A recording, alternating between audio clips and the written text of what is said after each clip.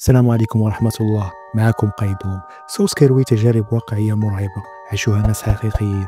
كل نهار قصة جديدة وكل نهار تجربة جديدة. قصتنا اليوم بدي كنت صغير، واحد الليلة وانا ناعس في الليل ضربت لي رفيقة وضربت دويرة بعينيا في البيت. هو بدا الباب ديال البيسي محلول.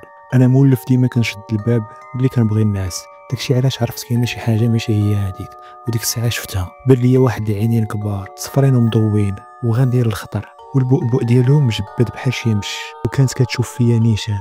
وحنا عمرنا ربينا شي مش في الدار، وما كانت كتكرههم. وزيدون هاد العينين ما كانتش قريبه للارض، كانت في واحد العلو اللي نقدر نقول كان فيها شي 2 متر. الجسم ديالي كله تكوانسه. حسيت بالخلعه ديال بصح، داك الخلعه اللي كتخليك تهرب واخا انا ما كانش عندي منين نهرب حيت كان الباب عامر. من بعد شي دقيقه ولا جوج جبت عليا الغطاء وتغطيت. في الاخر الثاني الناس الصباح لقيت الباب مشدود كيف العاده. عاودت هادشي لختي، كنا كنشاركوا نفس البيت حتى كبرات شويه. ديك الساعه ما داتهاش فيا بحال ما سمعت والو. كنت عارفه بلي شي ناس غادي يقولوا لي راه غير خيال ديالك ولا غير شي حلمه خايبه. الصراحه حتى انا بقيت شحال وانا ما متاكداش. سنين من بعد عاوتاني جبت الموضوع انا واختي، سكتات واحد شويه ومن بعد قالت لي بلي حتى هي كانت شافت جوج عينين بحال هادوك تماما، ولكن خارجين من الماريو ديالنا. ديك الساعه جدتني واحد التبوريشه، سولتها علاش عمرها ما قالت لياش. قالت لي بلي داكشي كان خادعها بزاف وقررت انها تجاهلو. القصه ديالي اليوم سالات. بلي عندك شي قصه ولا تجربه بحال هكا يمكن لك تشاركها معنا، ربما تكون قصتك من القصص اللي ندوزوهم عندنا في الشين. انا قيدوم، السلام عليكم ورحمه الله.